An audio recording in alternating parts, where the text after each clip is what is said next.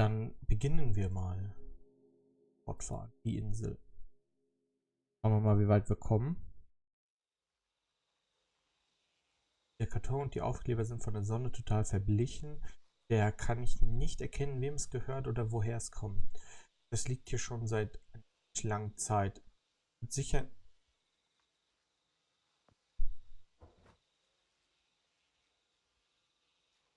Ja, da steht halt wieder was Neues. Auf alle Fälle habe ich einen Pokal.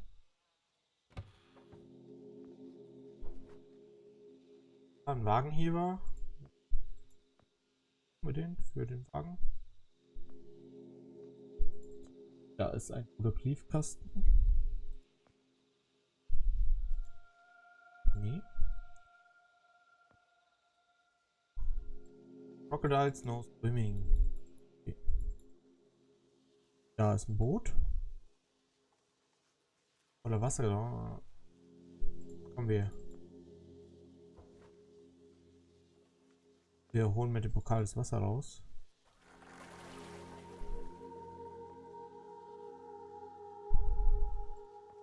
Den Wagenheber als Ruder. Wir brauchen ein Ruder. Draußen donnert es.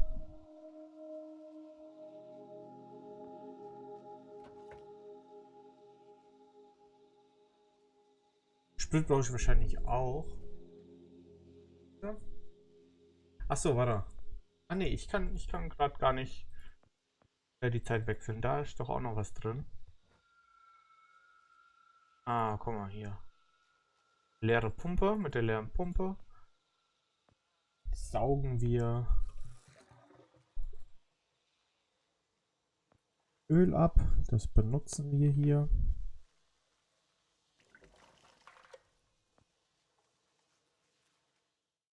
When I was a little lad, and so my mother told me, way haul away, we'll haul away, Joe.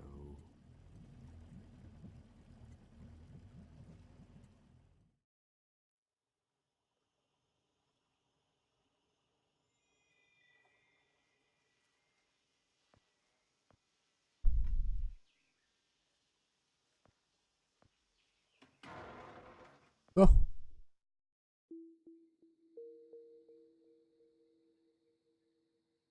Eine Heckenschere. Uff, da ist ein Krokodil.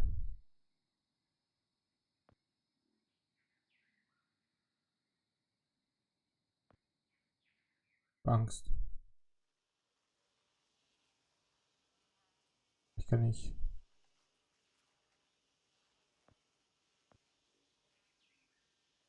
Nee. Vielleicht das hier abschneiden und gegen den Krokodil kämpfen.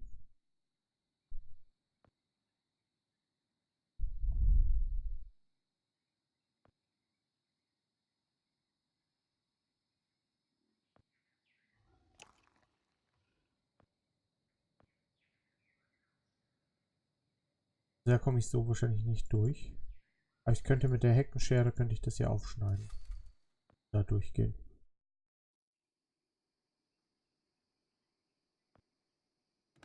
Oh, ist sogar offen. Ein Krokodilschild da drin. Nein.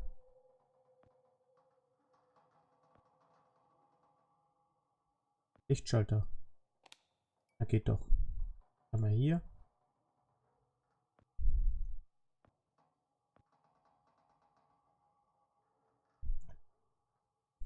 Das tropft. Ah, wir haben jetzt einen Schlüssel.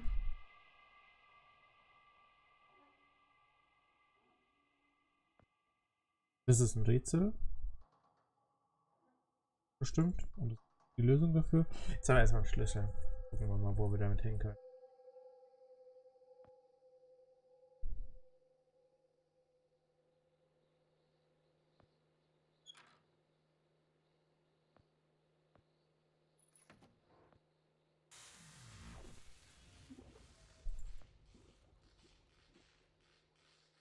Dann kann ich das wieder. Okay, das heißt, wir wollen den Fisch holen für das Krokodil. Was haben wir hier? wir den Fisch damit picken. Perfekt. Dann gehen wir mal ab zum Krokodil. Werfen den gute Fischchen dahin. Das ist aber ein netter Krokodil. Gibt sich mit dem kleinen Fisch zufrieden und lässt uns dann durch. Kettensäge. Kann man immer gebrauchen.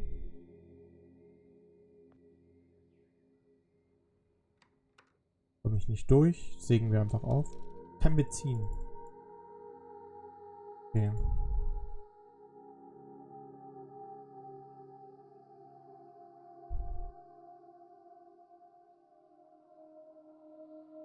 Haben wir hier noch irgendwas, mit was wir interagieren können? Das ist ziemlich... Also Benzin könnte ich... Ne, könnte ich nicht. Ich habe ja keine Pumpe mehr. Das wird wahrscheinlich nichts bringen.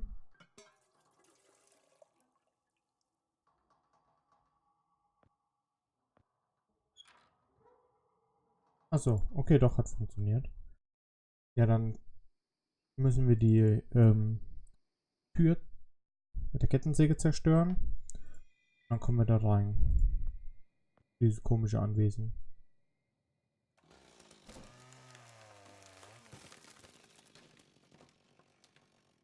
Jetzt haben wir die Kettensäge einfach weggeschmissen. Kapitel, das 7, das Haus. Das ging noch flott.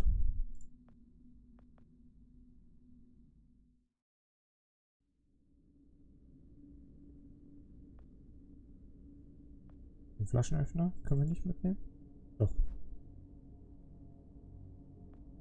Da sind komische Bücher.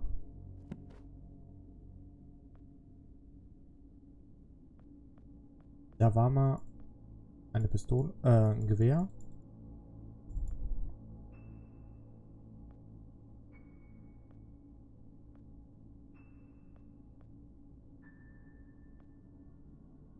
Ein Lichtschalter in dem Haus.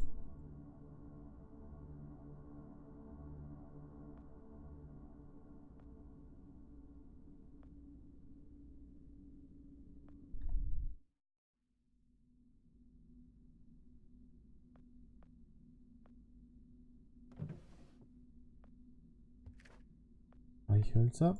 Mit den Streichhölzer können wir den Kamin anmachen auf alle Fälle.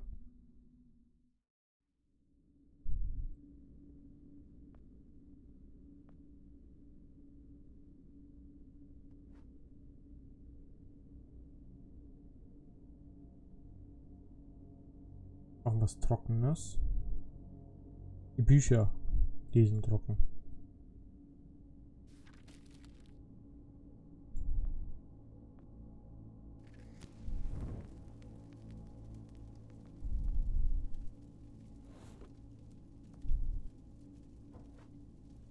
Falltür. Mit dem Korkenzieher kriegen wir die auf.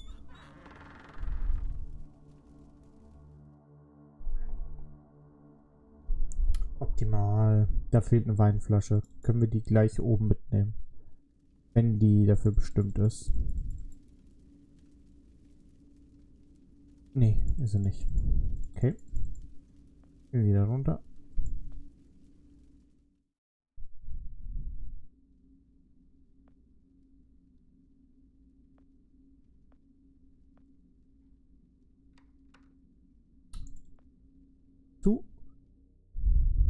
Dass das oben kein Rätsel war, hat mich gewundert.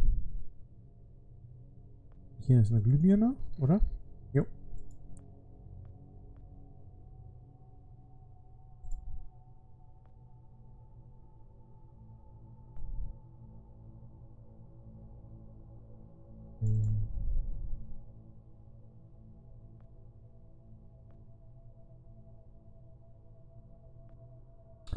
Okay. Wenn wir hier die Glühbirne irgendwo anbringen.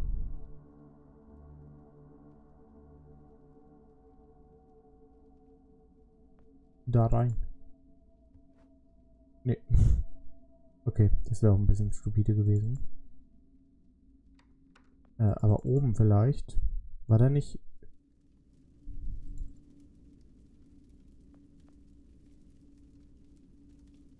Ja.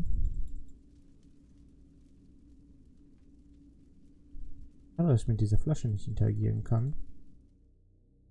Weil die fehlt da unten. Da will ich nicht. Will er da noch zurück? Nee.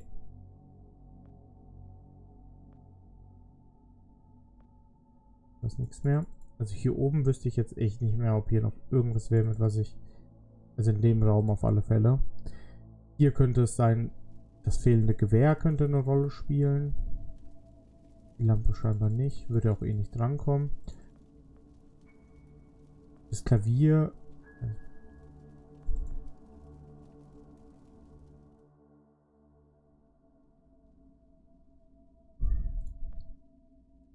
Ne, der kann damit nicht interagieren. Gut, die Tür ist zu, da kann ich nicht. Das ist eine Menge renovieren. Okay. Ja, es muss in dem Raum sein, auf alle Fälle irgendwas. Ist ein Mülleimer? Ist nichts drin. Da, wir können...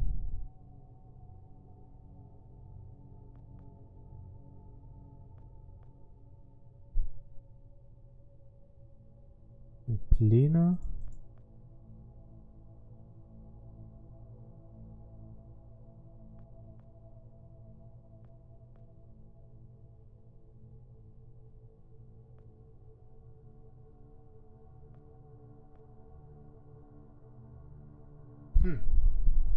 Ich will ja den Stecker ziehen, aber das macht er nicht.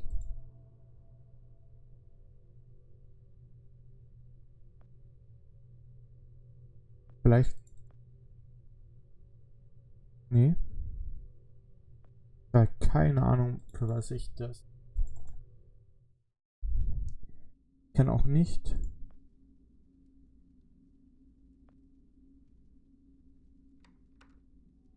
Hier ist verschlossen. Das bringt mir auch nichts. Schleifspuren. Ja.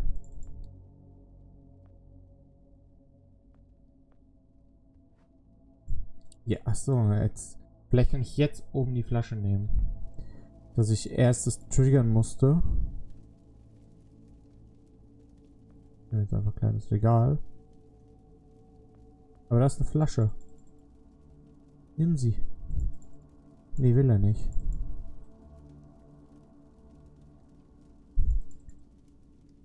Das heißt, ich brauche jetzt irgendwo eine kleine Flasche. Die Lampen, mit denen kann ich auch nicht interagieren.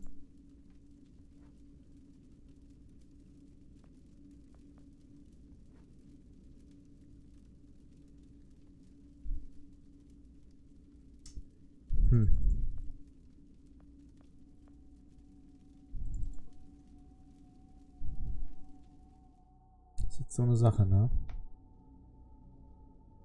Wo? Das ist die einzige Flasche da auf dem Bild war. Vielleicht kann ich jetzt mit dem Bild interagieren, ganz links. Da ist jetzt, da ist ja eine Flasche abgebildet. Nee, kann ich nicht. Live-Spuren, die sehe ich auch. Falltür ist das Ganze hier, das ganze Konstrukt.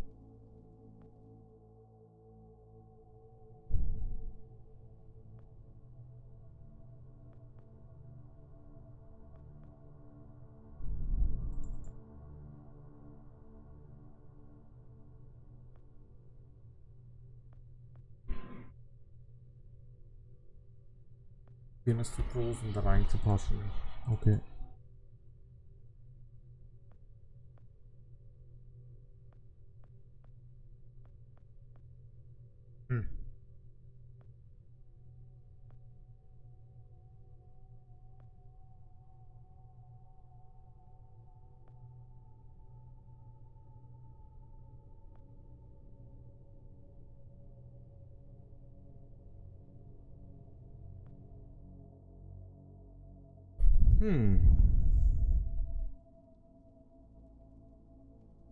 Ich hätte einfach was von dem Regal nehmen.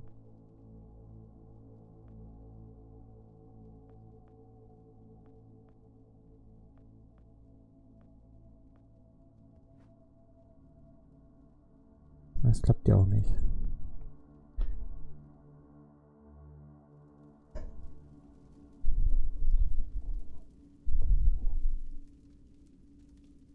Falltür. Das ist auch nicht. Regal, damit da ist wahrscheinlich nichts.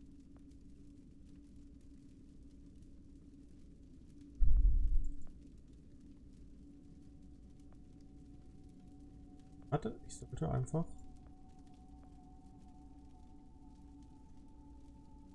eine Steckdose.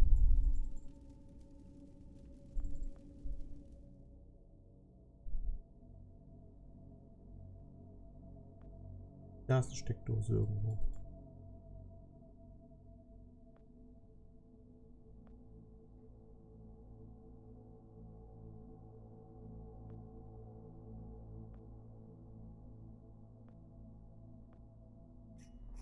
Ach.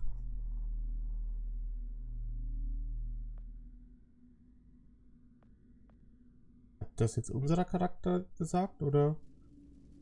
Ach nee, hier, die Zeitmaschine funktioniert nicht. Okay, cool. Dann. Da habe ich eine Axt zumindest.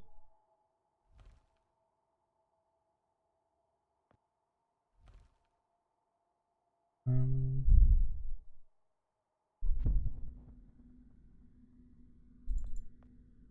Die Axt komme ich nicht. Schauen wir mal hier. Was?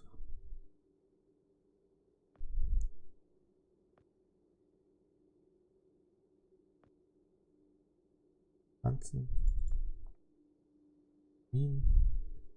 Falltür. Da kann ich einen Zweig mitnehmen. Oder? Ja, perfekt.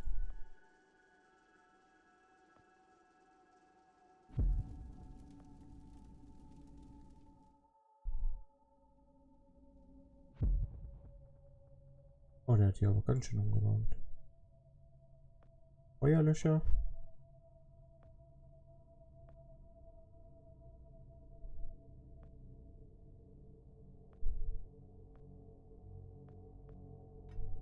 Uh. Uh.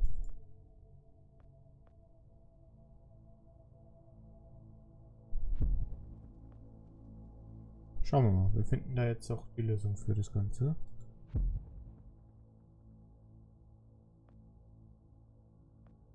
Kann ich ein Bild entwickeln? Vielleicht. Ja, das habe ich mir gedacht. So. Jetzt habe ich einen Ast mit Öl. Werde ich wahrscheinlich brauchen, ganz oben, um die Axt rauszukriegen. Also ich zünd einfach den Baum an oder so. Oder das ganze Geäst und lösche es halt dann wieder. Ach, warte, stopp. Ich muss es erst anzünden.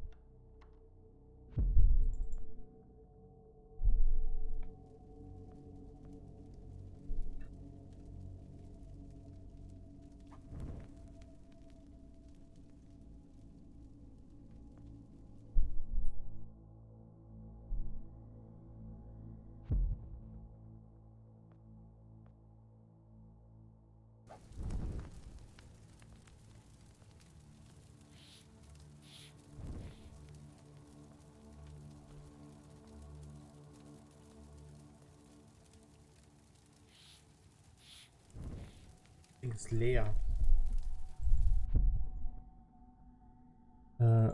Ach so, vielleicht kann ich das. Kann ich das auffüllen?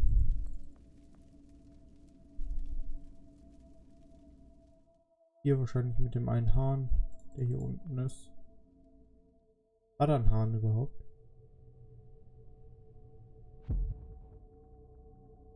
Nee.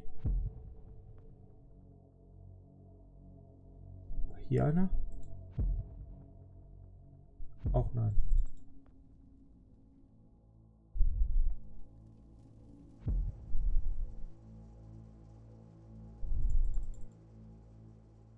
Kein Wasser? Ach doch, da.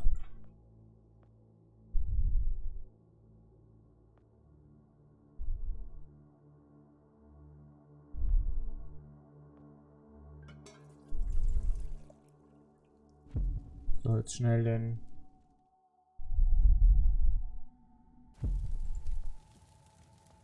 Brand löschen.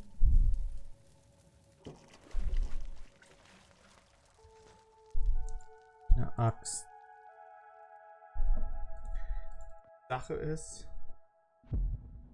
will ich mit der Axt? Da will ich nichts mehr in dem Raum.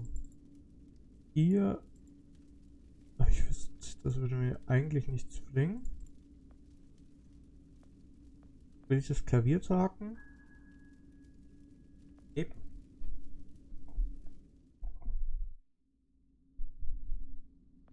Will ich das jetzt haken? Und die Tür? Ja.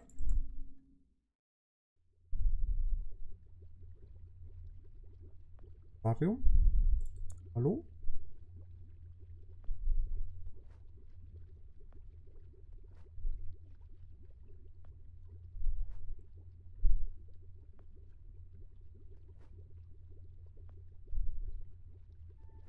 Eine Lavalampe habe ich nicht. Da ist eine Steckdose.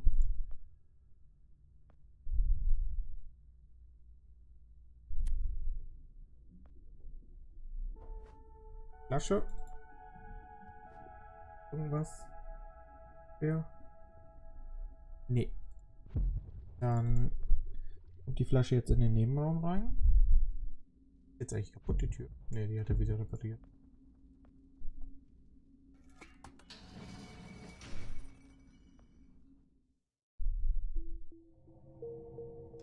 Ach, da ist er ja. Stop right there.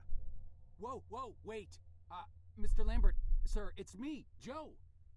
I don't know you. What are you doing in my house?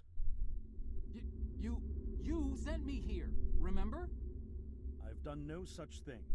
For an intruder, you're not very bright, you know that? For all the commotion you caused getting in here, you might as well have brought a bulldozer.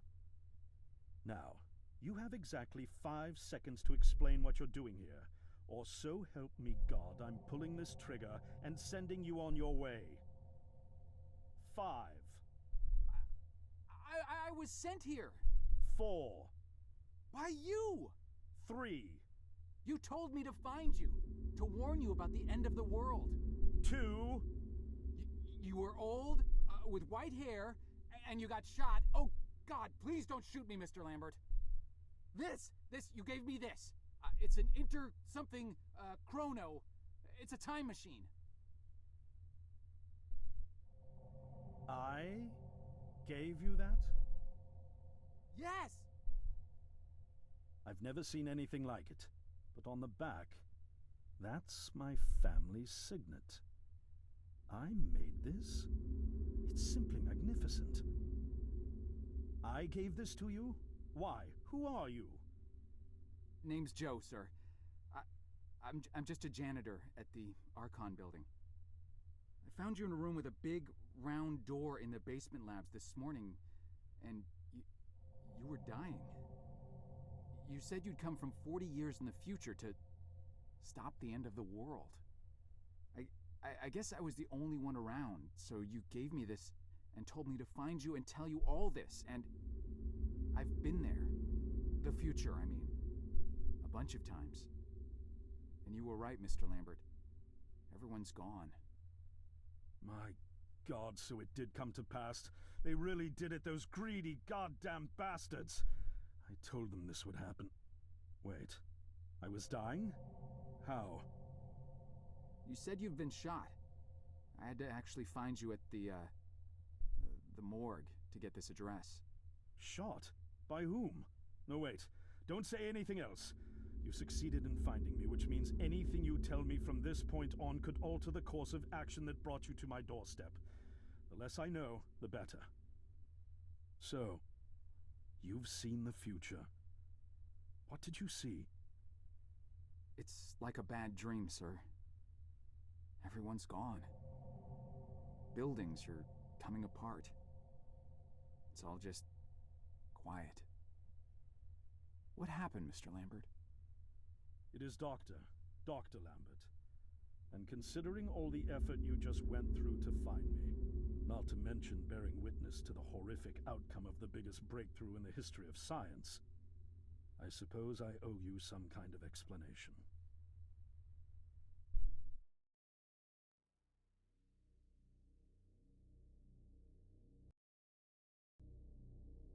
I was 24 when I got hired by Archon, or Athena as it was called back then. Athena was one of the many weapons R&D companies formed during the Second World War. Unlike other R&D companies that had retooled themselves to pursue peacetime activities after the war, Athena had made enough money to continue chasing the next big thing in defense technologies. They were betting the farm on post-war Soviet expansion, raising the level of government paranoia to create a lucrative market for esoteric weapons research. I'd say they made the right bet.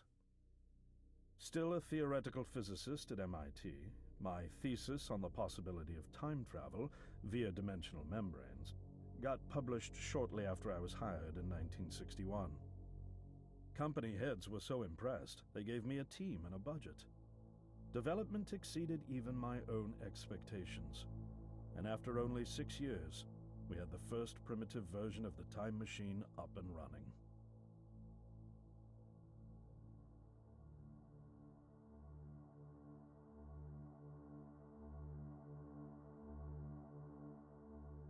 Our first successful trials involved sending simple objects into the future with a timed return.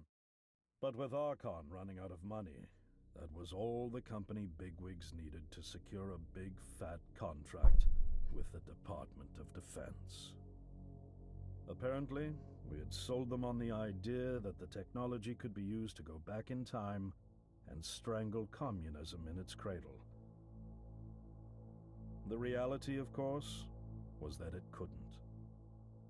Due to the laws of causality, you can't travel back in time beyond the point where time travel was invented. And sooner or later, we had to explain that to our benefactors. When they started pushing for progress reports, Archon management had to come clean, but instead chose to ease government concerns by claiming the technology could be used to bring back advanced weapons from the future. But this, too, was a lie.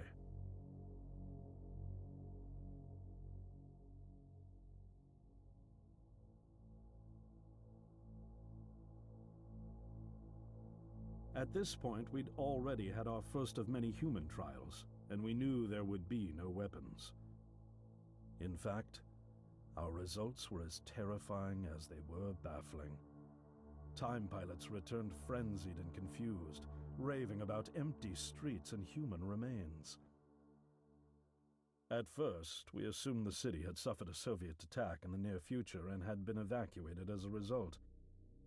But as we pushed on further, the terrible reality became clear. Time pilots started returning fatally ill, dying within a day or two from painful convulsions. Some never returned. We lost several pilots, machine prototypes, and other equipment. When the first contamination erupted in the lab, we were completely unprepared, losing 3 lab technicians to what we later identified as an incredibly aggressive airborne virus.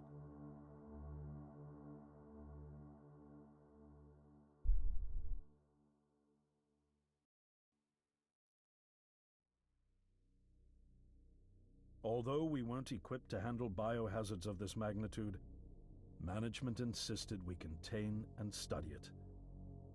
To keep our pilots and the virus alive long enough to study, we co-opted experimental cryotechnology from another project, Lazarus, and established a makeshift virus lab.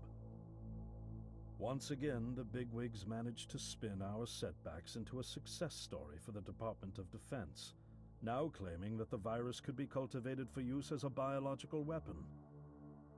The team threatened to resign, but outrage was swiftly quenched by promises of massive salary increases and stock options. I didn't take the bribe. I'd witnessed the lethal efficiency of the virus firsthand. I knew there was only one way this was going to end, so I handed in my resignation and set up shop out here.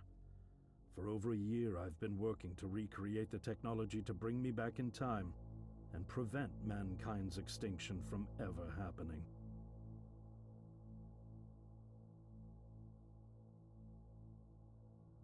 And now you're here, the harbinger of doom at my doorstep, wearing a boiler suit.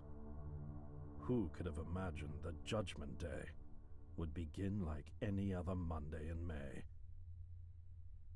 In any case, unfathomable as it may be that you were able to bring this information to me, knowing is only half the battle. Preventing the outbreak will require more than just your tenacity. Me? Wait, what? Yes, I'm afraid I must rely on you one more time. You must go back to Archon and prevent the outbreak. No, that's, I mean, I'm really honored and everything, but... Believe me, you're the last person in the world I want to entrust with this, and I mean that quite literally. But by this time tomorrow, the entire city will have succumbed to chaos, panic, and death. You're here now, and you're all I've got. Wait, but what about you? Can't you fix this, Doc? Don't you have a plan?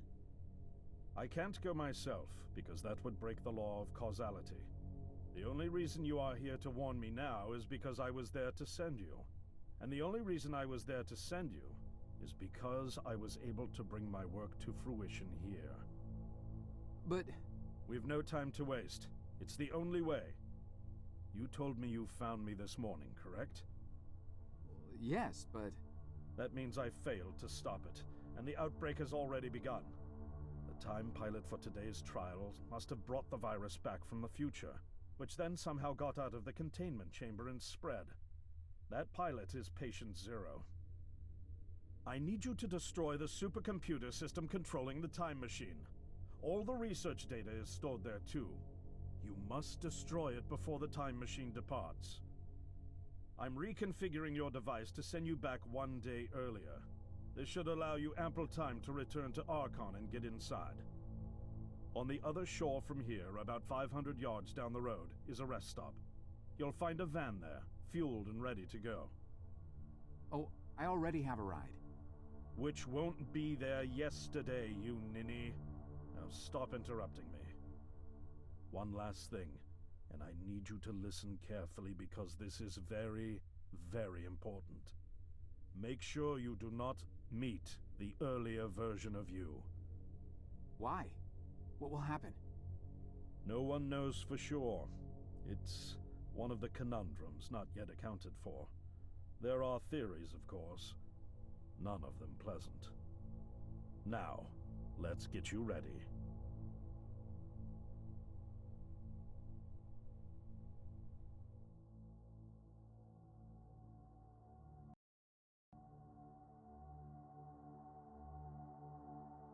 How did I get myself into this?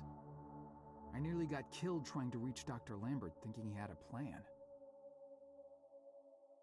And it turns out it's me. I'm the plan. At least I don't have to walk back. This van's not as cool as the ambulance, but I wish he'd pack me a can opener for the beans, though. And some gas for the Bunsen burner. But I'm sure I'll think of something.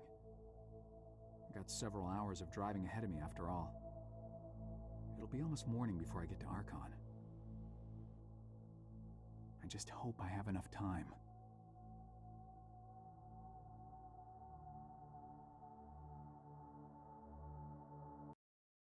Das war jetzt sehr, sehr viel Gerede. Sehr viel passiert.